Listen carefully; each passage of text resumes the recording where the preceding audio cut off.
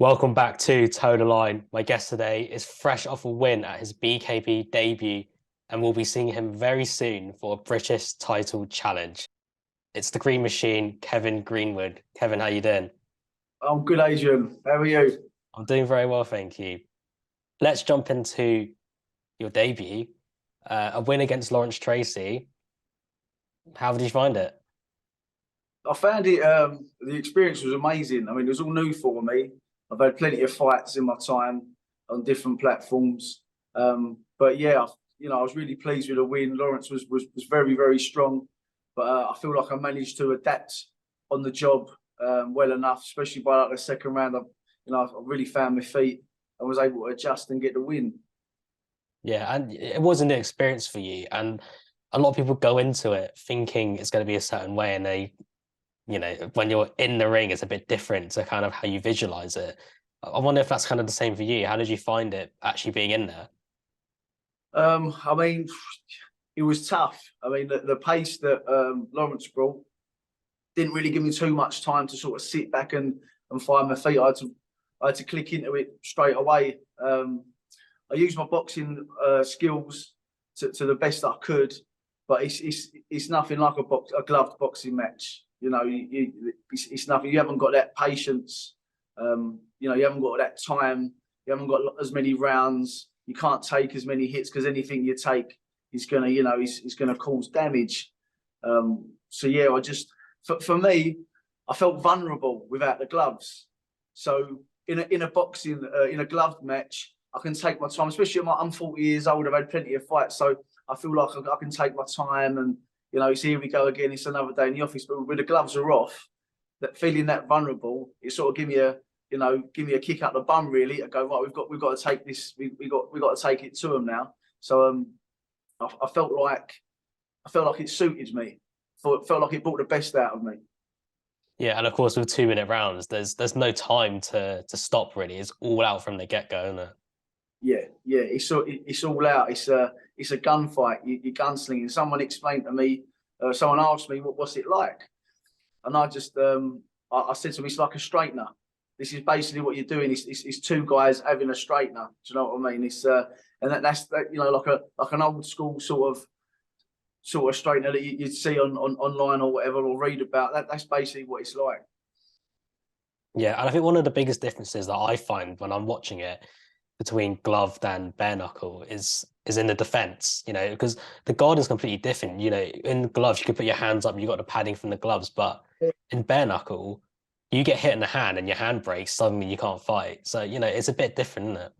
Mate, yeah, exactly. And I was telling the people that asked me before if they say, what's it like? I said, well, when you hit them, it hurts. When they hit you, it hurts. When you catch one on the forearm or the hand, it hurts. I mean, I was covering up. Lawrence brought it to me, and I was on the rope covering up, and everything he hit me, when it hit me in the hands, with the forearm, the head, you feel them all. Do you know what I mean? And I think I'm just lucky and I'm blessed with an hard head that I can take a few shots, and I was able to sort of rethink my strategy and come back. Was there any kind of sense of like adjustment when you were in the fight? When you get hit that first time, or you feel the bone on bone, is there kind of like, all right, I need to kind of put aside what my instinct, my kind of boxing brain is thinking, my glove boxing brain is thinking, and adapt? Oh yeah, definitely. I mean, there's a lot of things I've worked on. I mean, I've got a martial arts background as well. There was a lot of things in that fight I was able to do, which I've practiced for quite a while, but not really used in a glove boxing ring. Like for instance, like fighting going backwards. I haven't done that for a while. Do you know what I mean? I haven't done that really since like the karate days, like years ago, when people are coming at me and going backwards, throwing punches. That was something I was having to do with Lawrence because he was very, very come forward. So rather than just sort of like covering up, I was throwing punches whilst walking backwards. Yeah, so there was a lot of different things I was able to do or having to use. Yeah, Lawrence was so aggressive, and he would get knocked down, come straight back up, and then just start charging at you. What was that like? Trying to deal with that pressure? Yeah, he's like the Terminator, that geezer. He don't want to go. He just keep. Yeah, I mean, he had me under pressure, and every time he was coming forward, towards the last part of the sort of first round, I managed to catch him on the side of the temple, which sort of like switched his legs off. Because I thought, okay, now I've got something to work on now, because the body shots weren't really working with him. He's very strong. Do you know what I mean? He's a strong dude. In the glove ring, but usually if I hit someone with a body shot, they go over. But he wasn't phasing him. But when I caught him on the side of the temple, and I think that sent a drop in. From that point on, I thought, well, this is his vulnerable spot, I think. This is where I've got to keep sending me punches. I think it was the sort of like the right hooks to the temple. And this in the second round, that's what I was able to keep trying to work with. Yeah, and Lawrence is a tough guy. You know, I know you knocked him down a few times, but there was no point when after he got up, he looked like he was stumbling or out of it. He was always very present. Yeah, he wasn't jelly legged. He wasn't jelly legged. He didn't have a cloudy head. He just, you know, I think them sort of shots are the ones that, I mean, I've had them myself in the past. Yeah, he just tend to switch your legs off. Do you know what I mean? You've got no sort of choice. But every time he come up, he was strong-legged and he was coming forward. He didn't think, okay, I need to stay away from him now. Let's slow it down. Let's slow the pace down a little bit. He was straight back on me. Do you know what I mean? But I think with someone with his sort of strength, you know, his game is to get on top of you and sling those powerful punches, because he loves to throw those big hooks and uppercuts. You know, he throws them from all angles. And I think that's what he's had success with that in the past. So I think that was his game plan, was keep the pressure on Kevin. So I mean, we'll try and get him out that way. But I've always been able to find calmness in the chaos. Do you know what I mean? I've always been able to settle and try and adapt, whether it's blocking shots and throwing back, or trying to keep a bit of distance, get a bit of separation, and be able to get me punches off. Because I was the longer range fighter out of the two of us. So for me, I wanted to try and keep it long and box with Lawrence, but he wanted to take that away from me and, you know, get right up in my face and throw those big power punches. Yeah, and he did hit you a couple of times, didn't he? He did catch you. I think it was on the forehead. He got you with a big shot as well. You know, when that happens, and like I said, it's bone on bone. What's that like? Yeah, I mean, I think the first shot he hit me with was the one that done the most damage. It was a big overhand right that caught me right in between the eyes. And the next day, my eye closed up, and I had two black eyes, and that done a lot of damage. I held it quite well. I was pleased because of my age. Usually, what tends to happen is your punch resistance tends to go the older you get. So I was quite happy with where I still had that punch resistance, but it was a big punch, and I felt it. Do you know what I mean? I grabbed hold of him after that. I think as soon as I felt that punch, I just thought to grab hold of him, find the calmness in the chaos, try and regather everything, and then come and try and come back and land on him. What's that recovery process like compared to glove, do you think? What, whilst you're in the ring or afterwards? So after the fight, you know, because I feel like with bare knuckle, a lot of the injuries kind of more, you get more superficial injuries with bare knuckle. Yes. So and you know that recovery process after the fight, you know, in the days and weeks after, is a bit different to glove, doesn't it? Oh yeah, 100%. I mean, I've fought twice. I fought 2 10-round fights at 3 minutes for like local area titles, like Southern area titles with gloves on, and that's you're basically fighting for half hour. And these were with good guys, like title challenging guys. So, and I think after that, I've maybe had like one little nick here, like a little bit of bruising here. I'd have a week off the gym, and I'll be back sparring within the next week. And obviously, because you've got all that protection over your hands. I mean, our hands are wrapped up really well with glove boxing. We've got big sort of padding on the knuckles, and then a nice 10-ounce glove over that. So yeah, a week off and you're back in the gym, really. I've had, I think, near enough 2 to 3 weeks. I've just started. Monday was my first real session back. Took about a week for my face to heal up. And my knuckles have only just started feeling. My right hand's fine, but my left hand, I did have some big swelling on the knuckles and tenderness, and I've only just really been able to sort of train again. So for after this next one, because obviously I want to carry on fighting. So after this next one, I'm going to look into, you know, better recovery for the hands. People have talked to me about, you know, in hot clay and things like this. So I'm going to look into a better recovery for myself. But yeah, it's completely different. I boxed a round and a half, 3 minutes, and the damage I took, and I won the fight. Do you know what I mean? Was massive compared to having a half-hour fight. Completely different with gloves on. Yeah. let's talk a little bit about what it was like to kind of be back, this kind of new beginning, this kind of new chapter that you've embarked on. You know, you said after the fight that it was like you stepped into the ring for the first time again. Yeah, talk me Yeah, through that.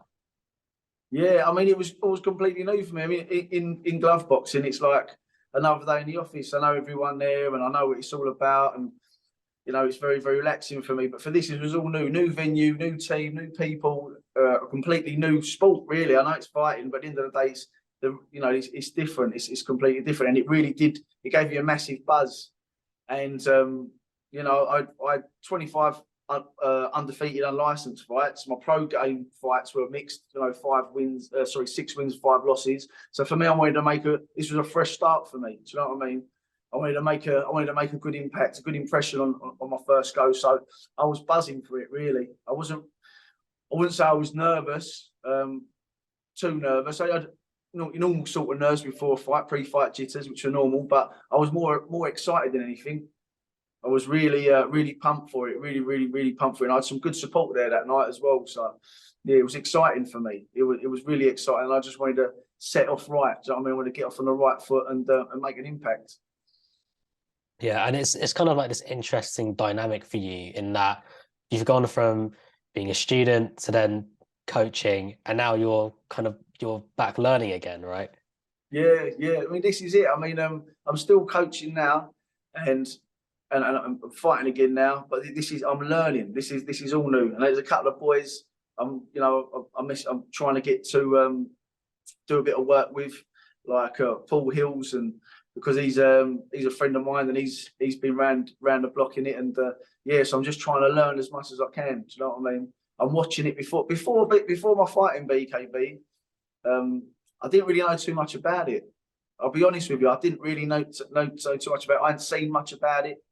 But within those sort of 4 weeks before, that's when I started watching it and trying to learn, the differences, see how the fighters were adjusting to it. What was the different things they were doing to what I'm used to doing, And it is, yeah, it's good, especially at my age, mate. Being back learning something different. Yeah, what do you think are the biggest lessons you've learned from that fight? Try not to get hit as much. uh, yeah, I mean, if you that second round, it was a bit, I was able to settle down a little bit. I don't think I've done too much wrong. Maybe I engaged a little bit more than I should have done. I think with Brad Scott, he looks to me a bit more of a. I think it's going to be a bit more of a chess matchy fight than a, like all guns blazing tear up. I mean, if it ends up that way, so be it. But from looking at Brad, I think we both like to use our skills and try and use a bit of trickery and feinting and try and trick the other guy into making mistakes and that. So I think this next fight will be a bit more of a showcase of skills from both of us than just an all-out war. Let's see who the hardest man is. Do you know what I mean? Yeah, let's talk a little bit about that next fight. So Brad Scott at BKB 33 for a British title as well. Going from your debut, winning your debut to going to a title shot, that's huge, right? Yeah, it's massive. And when Jim and Joe put it to me, I was obviously shocked but excited. Do you know what I'm saying? And I said in previous interviews, I'm not here to make the numbers up. I'm here to be number one. So it's time to put my money where my mouth is, eh? And I've had a look at Brad. I've had a look at a couple of Brad's fights. I've not looked at any of the other stuff, only the BKB stuff he's done, because that's what we're going to be doing. And I thought, yeah, let's go. Do you know what I mean? Let's go. If you want to be, if you want to be at the top, you've got to fight at the top, ain't you? Simple as that. Yeah, and we know you're in it for the titles, and to be given a title shot after your debut, I guess it kind of reaffirms that you did put on a good performance in your last fight, right? Yeah, I mean, I'm hoping, that's the case. Do you know what I'm saying? It's nice to be sort of appreciated at, for like title levels. Do you know what I'm saying? It's good, especially when you get to, like, as I say, like the tail, where I am in my life now, and you think, can you still do it? And there's people offering you title shots already. If someone had said to me last year, next year when you're 40, you're going to be fighting for British titles on the BKB, I wouldn't have believed them. Do you know what I mean? So I'm just really happy. I'm really happy and appreciated getting this opportunity, and I'm going to take it. I'm going to take the ball by the horns. When I when I beat Lawrence and they give me that medal, and I showed my little girl, she was so proud. Do you know what I mean? She had this medal round her neck. So just by seeing that, it's given me, more incentive to take that title home and show my little girl. She'll love it. Let's talk a little bit about Brad. I suppose it'll be a bit more even. I think you're either the same height or maybe Brad is a little bit taller. It's a bit more even, and like you said, it's going to be not as kind of all out. You're both kind of more patient, more technical. It'd be more of like a boxing match than a brawl. Brad's ex-UFC, he's experienced in fighting. What are you expecting him to bring in this next fight? Yeah, like you said, I mean, when I've looked at him, I think we're around about the same sort of height. We're obviously going to be the same weight. He's got good striking experience, so have I. So I think obviously I don't doubt he's going to bring his A game. He's going to keep hold of his title. I think we're just going to. I think it's going to be one of those things. We're just going to be trying to use our skills, trying to wait for the other person to make mistakes. And then I think once that mistake has been made, I think it's going to explode. Do you know what I mean? In little patches, it's going to be one of those sort of explosive in moments sort of fights. I'm hoping so. I'm hoping Brad's going to bring his A game. I'm sure he will, because I'll be bringing mine. I had 4 weeks to prepare for that last fight. I've got a nice 8 weeks to prepare for this one. Yeah, so I'm just really looking forward to it. I'm really looking forward to actually having a good standoff. Do you know what I mean? A good standoff, being able to throw nice combinations and using the boxing skills. And I love sharing a ring with people like Brad, who have got that good experience. Do you know what I mean? Yeah. How's your preparation been different? Because obviously it's a different opponent, so you're going to prepare slightly differently based on that. But you also now have that added experience, that insight, and what it's like, after your debut. How has that affected the way that you're preparing for this fight as opposed to the last fight? I mean, there's an old saying: if it's not broke, don't fix it, sort of thing. So I literally just treated the camp as I would do for any other fight. Obviously I had 4 weeks last time. This time I got a bit longer, so I'm just going to keep doing what I do best. I'm just all the circuits, all the training regimes the same. Running, bag work, pad work, sparring, all that stuff. Obviously, we've had a look at Brad and what he's done in the past. So there's a few things we're going to be working on, just like specifically for that fight and to beat Brad. But apart from that, yeah, I mean, I'm not doing anything crazy. I'm still just, gloves on, working bags, working pads, working with sparring partners, and obviously going over a few things that Brad likes to do, and how we're gonna deal with that and overcome it. I've spoken to a lot of different fighters, and we talk about their preparation, and a lot of people are kind of very focused on themselves. They say, it doesn't matter who I'm fighting; it's all about me. And there's some people who kind of formulate a game plan based on their opponent. It sounds like you fall into kind of that second category. I don't kind of expect you to reveal any parts of that game plan, but is that fair to say that you're preparing to fight Brad, as in, you're watching how he fights and picking out kind of where your opportunities are in that? Yeah, I mean, because obviously there's hundreds of fights on YouTube and stuff now you can watch of fighters. But I'll have a look. I won't spend too much time watching Brad, because people change. They change. They have one fight, the next fight's completely different. Do you know what I'm saying? So I'll have a look at a few things, and if there's a few repetitive things in there, I'll take them away and I'll work with those. But if you watch one of my fights from, I don't know, 5 years ago, it's completely different from a fight 2 years ago, because fighters change, don't they? They evolve and they get better, and they work on themselves and work on things. But yeah, I am preparing to fight Brad, especially it's a British title shot, so I want to be prepared for everything. But as well, one thing I didn't touch on, as well as a lot of the training physically, I do a lot of like mental training as well, sort of like visualizations and things like that. Going over certain things that I want to work in the fight for me, and also going over things that I think you know, my opponent would bring to me and how to deal with those. So that's another reason why I watch the guys I'm fighting. I've been watching Brad, because I want that visual of him in front of me. Do you know what I'm saying?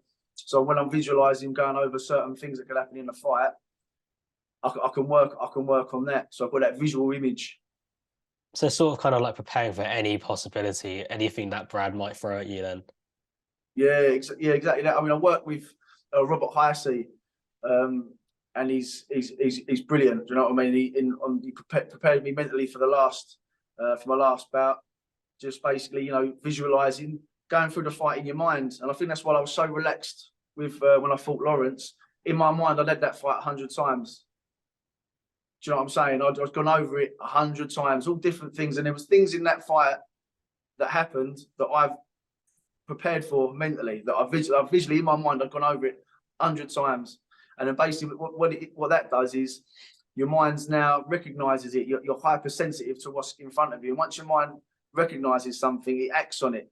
You know, like say, for instance, someone throwing punches coming forwards and you're walking back, throwing punches, turning off and then countering, going over things like that. And I think that happened a couple of times in the last fight. So, you know, mentally, it's for me, it's just as important as the physical game, if not more important.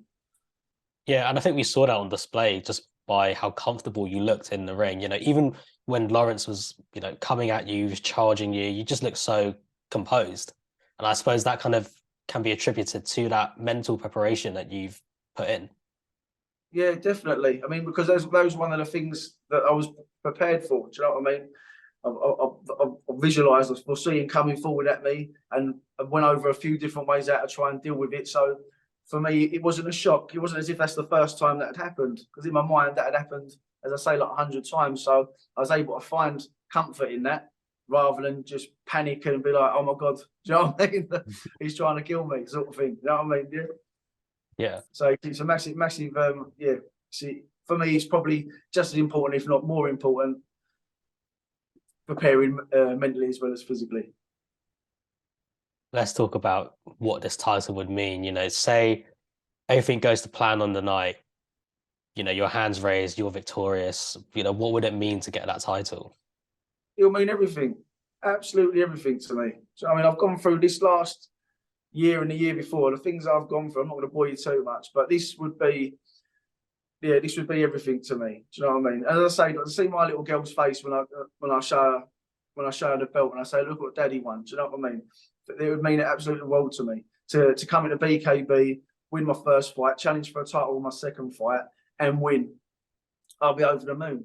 I'll be absolutely over the moon, and then I'll be looking to see what's next. Do you know what I mean? Because it wouldn't stop there for me. It'll be say, okay, what's next? What is there a world belt, or should we go up a weight? Should we go down a weight? You know, so it'll keep things going for me. At the end of the day, you know, if you want to be the best, you've got to beat the best. That's it. You can't dodge people, and that's what I love about BKB. Everyone is tough. Everyone's a good fighter. Do you know what I mean? There's no journeyman in here. There's no build-up fights. Everyone's coming to take you out. Simple as that. So it makes it more exciting. It's more rewarding. Every win is more rewarding. Every fight is more rewarding. And to win this British title would mean absolutely the world to me. Yeah, I know you said this is the beginning of a new chapter for you, but there must be like an end goal, or you know, is it world titles? Is it, you know, title defenses? Is it multiple divisions? Kind of what's the end goal for you in BKB? The goal for me in BKB is just to do as much as I can. Do you know what I mean? And I'm not going to get carried away. I've only had one fight and one win. Do you know what I mean?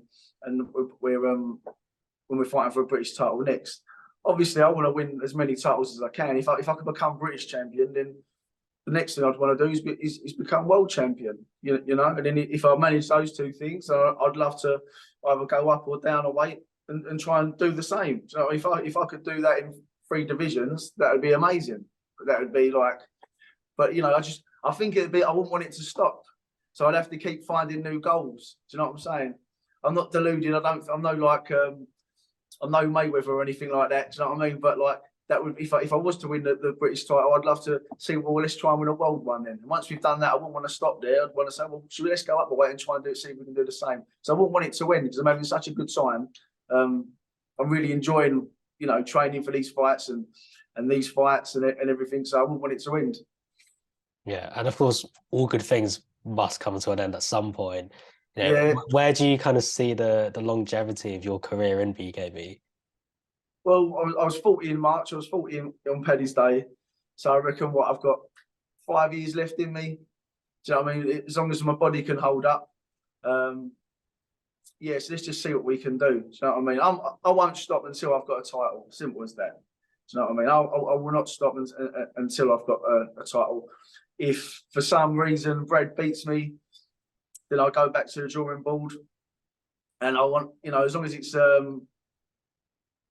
long as it's good with the boys and that, I'd love to fight for it again. Do you know what I mean? I'd still want to keep coming for accolades, but the way I see it, it's only going to end one way, and that's with my hand raised up in the air and British title around my waist. Well, I think that's a good place to end there. What a what a great chat to have with you today. Thank you for coming on the channel. No worries. Thank you, Adrian. Thanks for having me. Cheers. Anytime, brother. That's Kevin Greenwood. He's fighting Brad Scott at BKB 33. Cheers, Kevin. God bless you, brother.